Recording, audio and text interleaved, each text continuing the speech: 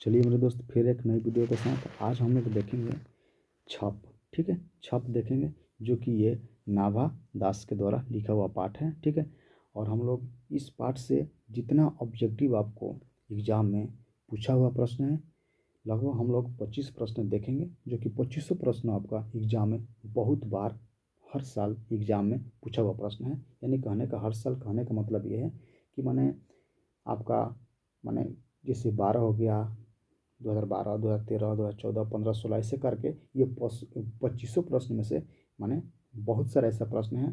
माने 2500 प्रश्न समझिए कि आपका माने किसी न किसी साल पूछा हुआ प्रश्न है। ऐसा कोई प्रश्न नहीं जो कि आपका पूछा हुआ प्रश्न ना हो। ठीक है, तो उसी प्रश्न को हम लोग इस वीडियो में पूरा अच्छे तरीक़े से रिविजन करेंगे।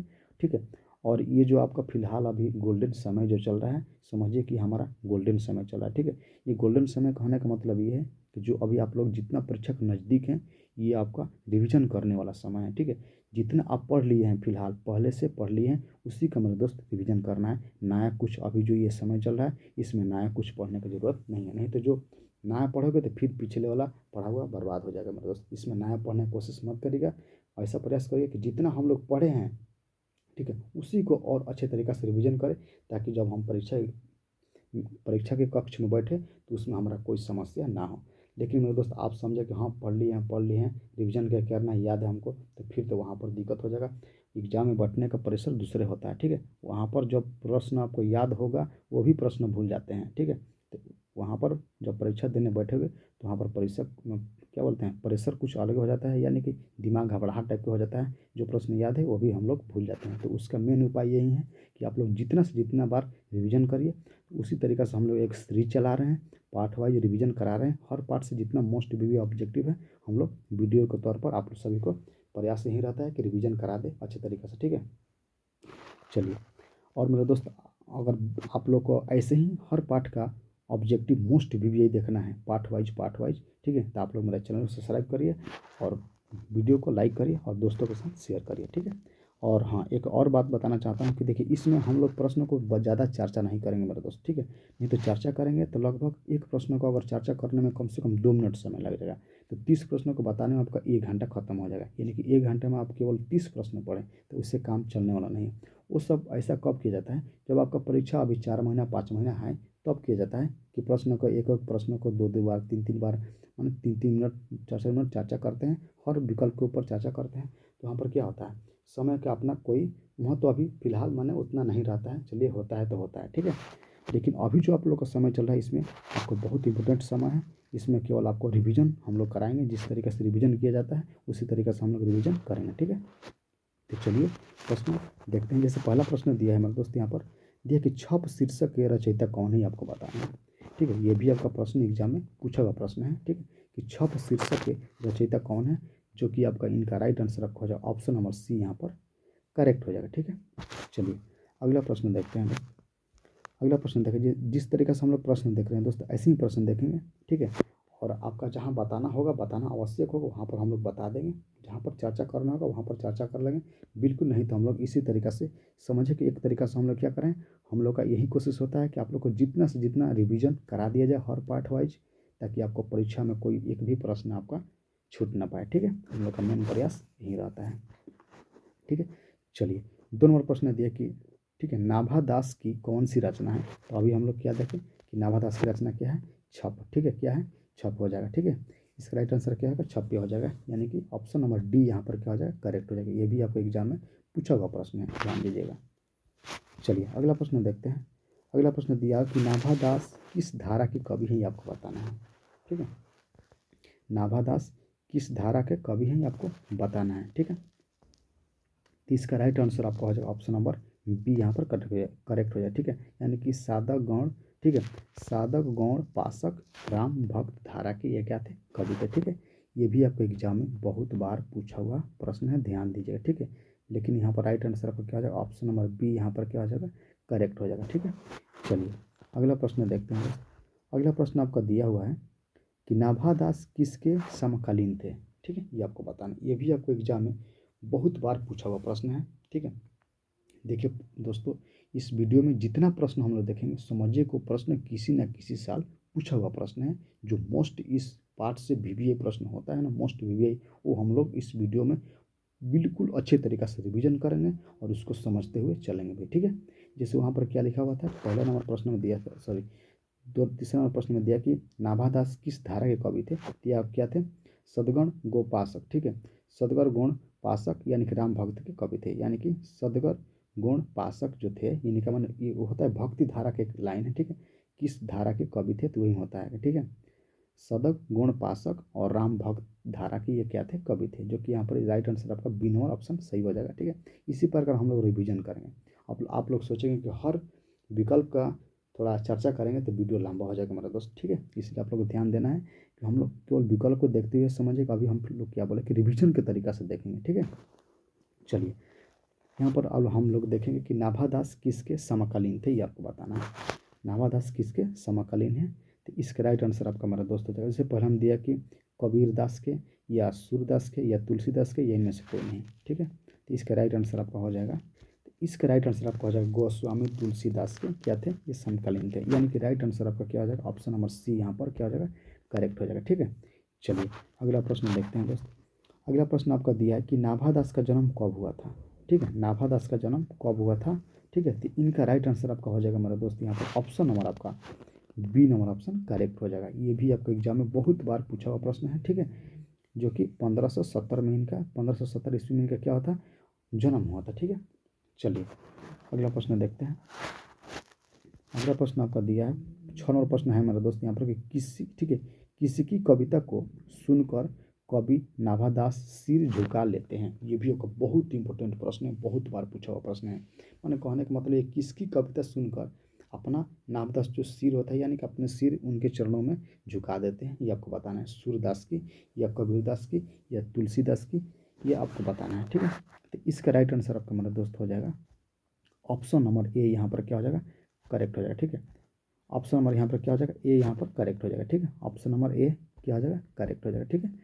यानी कि सूरदास की, जो कि कविता सुनकर अपने क्या करते थे, सिर उनके चरणों में झुका देते थे, ठीक है, झुका दिए थे। यानी कि ऑप्शन नंबर ए यहाँ पर एक करेक्ट हो जाए, बहुत बार एग्जाम में पूछा हुआ प्रश्न है। चलिए अगला प्रश्न देखते हैं, कौन सी रचना नाभादास की है, ये भी बताना है। इनमें से कौन सी रचना जो है उनकी नाभादास की है, ठीक है, नाभादास की रचना है। तो क्या सूरदास या भक्तिकाल या आपको दिया है कि बिहारी, ठीक है, सतसैया या बीजक, ये आपको बताना है। तो यहाँ पर करेक्ट ऑप्शन हो जाएगा मेरे दोस्त, यहाँ पर क्या हो जाएगा, तो यहाँ पर मेरे दोस्त राइट आंसर आपका हो जाएगा ऑप्शन नंबर बी, यहाँ पर क्या हो जाएगा, करेक्ट ऑप्शन है, ठीक है। यहाँ पर ऑप्शन नंबर बी क्या हो जाएगा, करेक्ट हो जाएगा, ठीक है, यानी कि भक्ति काल के थे, यानी कि भक्त काल के थे, ठीक है। चलिए अगला प्रश्न देखते हैं। अगला प्रश्न आपका दिया है कि नभ, ठीक है, नाभादास का अस्थाई निवास कहाँ था, ये आपको बताना है। इनका अस्थाई निवास कहाँ था, ये आपसे पूछा गया है, ठीक है। तो इनका अस्थाई निवास कहाँ था, ठीक है, वृंदावन था, क्या था, वृंदावन। ये भी आपका मोस्ट ये प्रश्न है, बहुत बार एग्जाम में पूछा हुआ प्रश्न है, ध्यान दीजिएगा, ठीक है। तो इनका अस्थाई निवास कहाँ था, तो वृंदावन था, कहाँ पर, वृंदावन, ठीक है। यानी कि ऑप्शन नंबर यहाँ पर मेरा दोस्त ये नंबर ऑप्शन करेक्ट हो जाए, ठीक है। अगर मैं दोस्तों आपको बेहतरीन तरीका से रिवीजन हो रहा होगा, अच्छी तरीका से समझदारी आ रहा होगा कि हाँ रिवीजन करने का मेन तरीका यही होता है, तो प्लीज़ मेरा चैनल को सब्सक्राइब करें, ताकि और दूसरा वीडियो जो अपलोड करें तो आप लोग को वो रिवीजन के फ़ायदा उठा ले और अपना रिवीजन अच्छे तरीक़ा से करके अपना परीक्षा में बेहतर तरीक़ा से रिजल्ट ला पाएँ, ठीक है। जब देखिए दोस्तों, इस वीडियो को 2 से 3 बार जितना हम लोग बता रहे हैं पार्ट वाइज, उसको 2 से 3 बार जब देख लेंगे ना, तो आपका जब एग्जाम में बैठेंगे तब उसका नतीजा दिखाई देगा कि हाँ 2 से 3 बार देखने का फ़ायदा क्या हुआ था। रिवीजन करिए मेरे दोस्त, जब ये पार्ट वाइज जब देख लेंगे ना, आप कहीं अब सेट लगाने बैठेंगे या क्वेश्चन बैंक उठा कर देखेंगे तो अपन, अरे ये तो पढ़े थे, ये तो पढ़े थे, ऐसा वहाँ पर क्या होता है, आभास होता है। तब आपको क्या होता है, माइंड और सेट करना होता है, नहीं रिवीजन करते हैं, जब रिवीजन कर रहे हैं तो मेरे को ये फ़ायदा हो रहा है, आप लोग का और मज़ा आने लगेगा पढ़ने में, ठीक है। रिवीजन का मज़ा आता है तब जब आपको समझदारी हो जाएगा कि हाँ रिवीजन का फ़ायदा हमको दिख रहा है, तब समझिए कि फिर तो आपका मार्क्स कोई नहीं रोक सकता है अच्छे, ठीक है। चलिए अगला प्रश्न देखते हैं, जो कि यहाँ पर राइट आंसर आपका ए नंबर ऑप्शन करेक्ट हो जाएगा, ठीक है।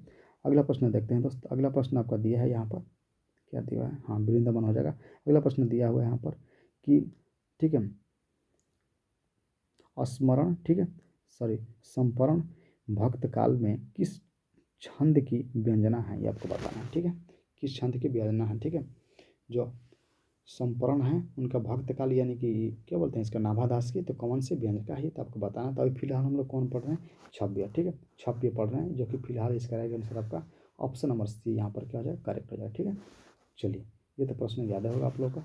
चलिए अगला प्रश्न देखते हैं, जिससे 10 नंबर प्रश्न दिया दोस्त यहाँ पर कि छव्य, ठीक है, छव्य कितनी पंक्तियाँ का छंद होता है, ठीक है, कितनी पंक्तियाँ का छंद होता है ये आपको बताना है। ये भी आपका मोस्ट व्यू प्रश्न है, बहुत बार एग्जाम में पूछा हुआ प्रश्न है, ठीक है। ये भी आपका पूछ सकते हैं कितने छंद है इस पंक्तियों में, ये आपको बताना। जो छव्य है इसकी पंक्तियों में कितनी छंद है ये आपको बताना है, ठीक है। तो इसका राइट आंसर आपका मतलब हो जाएगा ऑप्शन नंबर सी यहाँ पर क्या हो जाएगा, करेक्ट हो जाएगा, ठीक है। ऑप्शन नंबर सी यहाँ पर क्या हो जाएगा, करेक्ट हो जाएगा, ठीक है। ये भी एग्जाम में पूछा हुआ प्रश्न है, ठीक है। चलिए अगला प्रश्न देखते हैं दोस्तों। अगला प्रश्न दिया कि सर की कविता को सुनकर सभी क्या करते थे। माने सर कहने का मतलब ये है कि नाभा दास जी को कविता सुनकर सभी लोग क्या क्या करते थे, सिर हिलाते थे, या भाव निभोर होते थे, या दुख हो जाते थे, या इनमें से कोई नहीं, ठीक है। तो इनका राइट आंसर आपका हमारा दोस्त हो जाएगा ऑप्शन नंबर सी, ठीक है, सॉरी ऑप्शन नंबर यहाँ पर बी हो जाएगा, सॉरी ऑप्शन नंबर आपका ए नंबर ऑप्शन करेक्ट है। यानी कि सिर हिलाते थे, नहीं होता कि हाँ आपका बहुत इसमें होता है कि सिर हिलाते रहते हैं, ऐसे ऐसे हिलाते रहते हैं, यानी कि कहने का मतलब ये है कि मैंने हाँ आपकी जो बात है उससे हम लोग सहमति हैं, नहीं होता है। चलिए तो इसका राइट आंसर का क्या हो जाएगा, ऑप्शन नंबर ए यहाँ पर करेक्ट हो जाएगा, ठीक है। चलिए अगला प्रश्न देखते हैं। अगला प्रश्न दिया है हमारे दोस्त यहाँ पर कि सर, ठीक है, सर कवित सुने कौन कवि में, माने कहने का मतलब कि सर कवित सुनी कौन कवि में कौन सा अलंकार है ये आपको बताना, अलंकार यहाँ पर बताना है।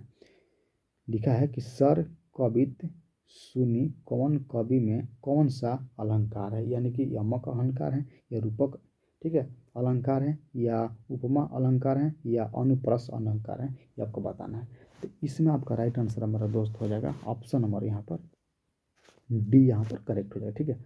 ऑप्शन नंबर डी यहाँ पर क्या हो जाएगा, करेक्ट, यानी कि ठीक है अनुप्रास हो जाएगा।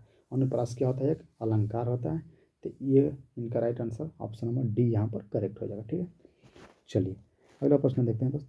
अगला प्रश्न आपका दिया है कि कबीर, ठीक है, कबीर किसमें भेद नहीं करते हैं। मैंने कहने का मतलब है कि जो कबीर होते हैं वो किसमें भेदभाव नहीं किया करते हैं, यानी कि अमीर गरीब से, या अच्छे बुरे से, या गोरे काले से, या हिंदुस्तान मुसलमान से, ये आपको पता है। ये भी आपका प्रश्न बहुत बार एग्जाम में पूछा हुआ प्रश्न है, ठीक है। तो इनका भी राइट आंसर आपका ऑप्शन नंबर डी यहाँ पर क्या हो जाएगा, करेक्ट हो जाएगा, यानी कि हिंदुस्तान मुसलमान जो थे इससे ये क्या करते थे, भेदभाव नहीं किया करते थे, ठीक है। यानी कि ऑप्शन नंबर यहाँ पर हमारा दोस्त डी नंबर ऑप्शन करेक्ट हो जाएगा, ठीक है। चलिए अगला प्रश्न देखते हैं, ये भी आपका प्रश्न पूछा हुआ प्रश्न है, ध्यान दीजिएगा।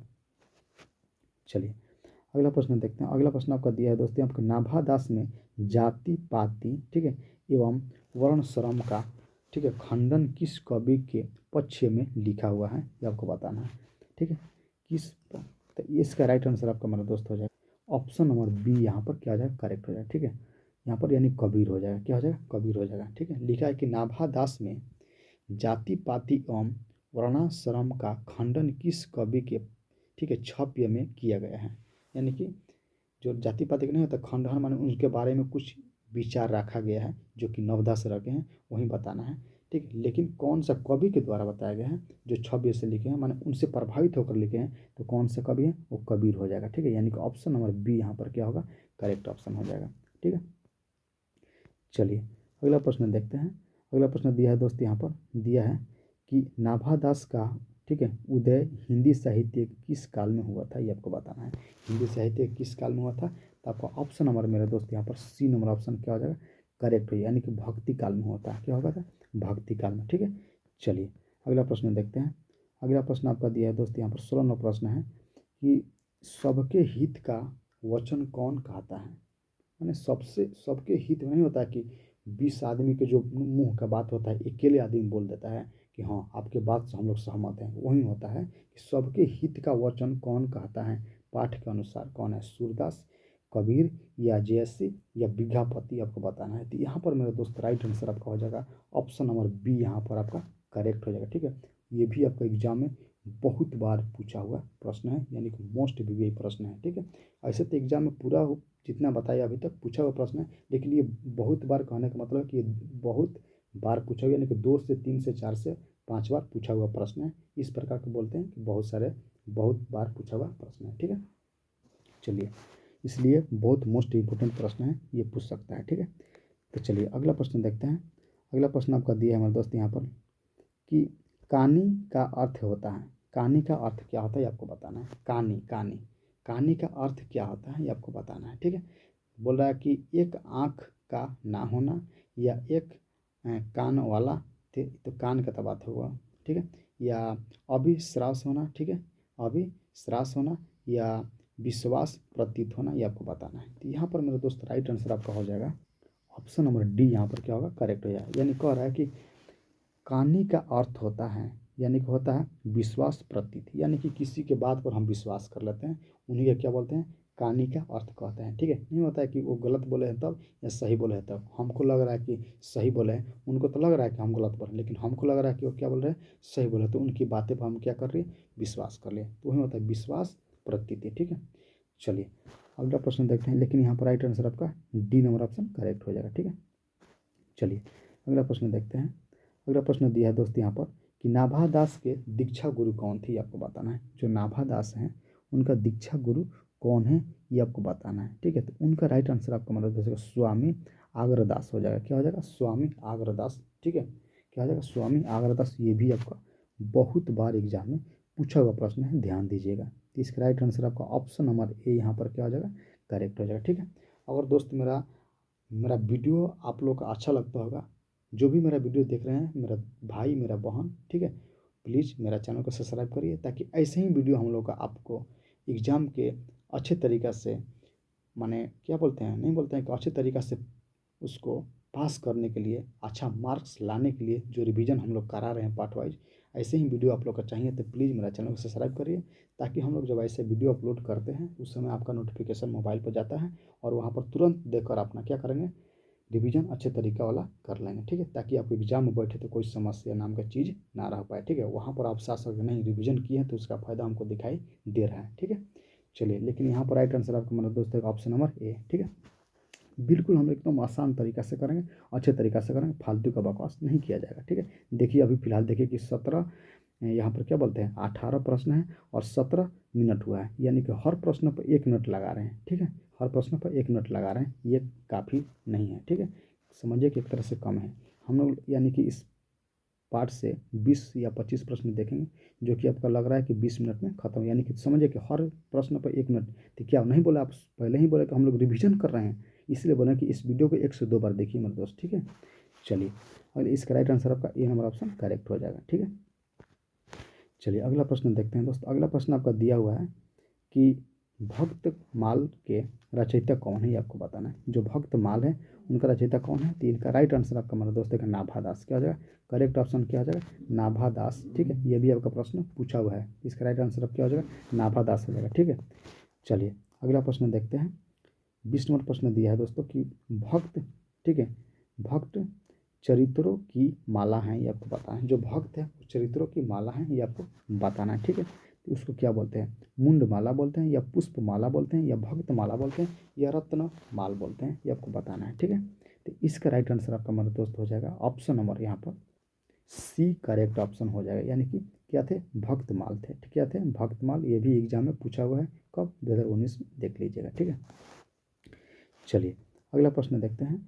21 नंबर प्रश्न दिया है दोस्त कि नाभा दास किसके शिष्य थे। ये भी आपका, ये तो मोस्ट वीवीआई प्रश्न है, बहुत बार एग्जाम में पूछा हुआ है। तुलसीदास के हैं या रामानंद के थे या स्वामी आग्रदास के थे या महादास के थे, तो क्या आ जाएगा, स्वामी आग्रदास के थे। कौन, नाभादास बहुत बड़ा शिष्य थे। ठीक है, इनकी राइट आंसर आपका ऑप्शन नंबर डी यहाँ पर मेरा दोस्त करेक्ट हो जाएगा। ठीक है, ऑप्शन नंबर डी यहाँ पर क्या होगा, करेक्ट ऑप्शन हो जाएगा। Sorry sorry sorry sorry, option number D नहीं मेरा दोस्त, भुला गए। ऑप्शन नंबर सी यहाँ पर क्या होगा, करेक्ट ऑप्शन होगा। ठीक है, क्या होगा, ऑप्शन नंबर सी यहाँ पर, यानी कि स्वामी, अभी हम फिलहाल बोल रहे थे कि स्वामी आग्रदास, लेकिन डी कर रहे थे। ठीक है, यहाँ पर ऑप्शन नंबर सी यहाँ पर क्या होगा, करेक्ट ऑप्शन हो जाएगा। ठीक है, चलिए अगला प्रश्न देखते हैं। 22 नंबर प्रश्न दिया है मेरे दोस्त आपका कि कबीरदास किस शाखा के कवि थे, आपको बताना है। कबीरदास जो थे किस शाखा कवि थे आपको बताना है। सगुण शाखा के थे या निर्गुण शाखा के थे या स्वर्ण गुण शाखा के थे या इनमें से कोई नहीं, ये आपको बताना है। ये भी आपका एग्जाम में पूछा हुआ प्रश्न है, बहुत बार ये एग्जाम में पूछा हुआ प्रश्न है, इसलिए प्रश्न ये इंपॉर्टेंट प्रश्न है। ठीक है, तो इनका राइट आंसर आपका मेरे दोस्त हो जाएगा ऑप्शन नंबर बी, यहाँ पर आपका करेक्ट हो जाएगा। क्या हो जाएगा? ऑप्शन नंबर बी करेक्ट, यानी कि निगुण शाखा के कवि थे। ठीक है, निगुण शाखा के कवि थे, यानी कि ऑप्शन नंबर मेरे दोस्त यहाँ पर आपका बी नंबर ऑप्शन करेक्ट हो जाएगा। ये भी एग्जाम में पूछा हुआ प्रश्न है, ध्यान दीजिएगा। ठीक है, चलिए अगला प्रश्न देखते हैं दोस्त। अगला प्रश्न आपका दिया हुआ कि नाभा, ठीक है, दिया कि नाभा दास किस काल के कवि थे, ये आपको बताना है।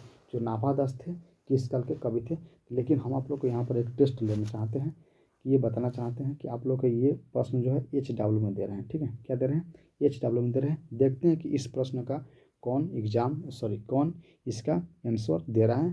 ठीक है, कमेंट बॉक्स में। ठीक है, ये भी आपके एग्जाम में बहुत बार पूछा हुआ प्रश्न है, ध्यान दीजिएगा। ठीक है, देखते हैं कौन इसका ऑप्शन दे रहा है। ठीक है, चलिए अगला प्रश्न देखते हैं। अगला प्रश्न दिया हुआ कि नाभा दास की कविता किन दो कवियों के बारे में है, ये आपको बताना है। नाभा दास की कविता किन दो कवियों के बारे में है, ये आपको बताना है। ठीक है, दिया कि जयसी एवं सूरदास के बारे में है, या कबीर एवं सूरदास के बारे में है, या सूरदास एवं तुलसीदास के बारे में है, या तुलसीदास एवं कबीरदास के बारे में है। ठीक है, तो यहाँ पर राइट आंसर आपका मेरा दोस्त हो जाएगा ऑप्शन नंबर बी, यहाँ पर आप सभी को करेक्ट हो जाएगा। यानी कि ऑप्शन नंबर बी, देखना ध्यान से, यहाँ पर दिया कबीर एवं सूरदास। ठीक है, कबीर या सूरदास दिया है। ठीक है, और यहाँ पर नीचे दिया है कि तुलसीदास एवं कबीरदास दिया है, लेकिन ध्यान देना है। ठीक है, तो आपका ऑप्शन नंबर यहाँ पर क्या हो जाएगा? बी नंबर ऑप्शन करेक्ट हो जाएगा, यानी कि कबीरदास एवं क्या हो जाएगा? सूरदास हो जाएगा। ठीक है, ये भी आपको एग्जाम में बहुत बार पूछा हुआ प्रश्न है। ठीक है, तो प्लीज़ दोस्तों मेरा अगर चैनल को सब्सक्राइब नहीं किया तो प्लीज़ मेरा चैनल को सब्सक्राइब कर ले, ताकि ऐसे ही वीडियो हम लोग डालें तो आपके पास नोटिफिकेशन तुरंत जाए और अपना अच्छे तरीक़ा से रिविजन कर लें। ठीक है, मिलते हैं फिर नेक्स्ट वीडियो में, तब तक के लिए जय हिंद जय भारत।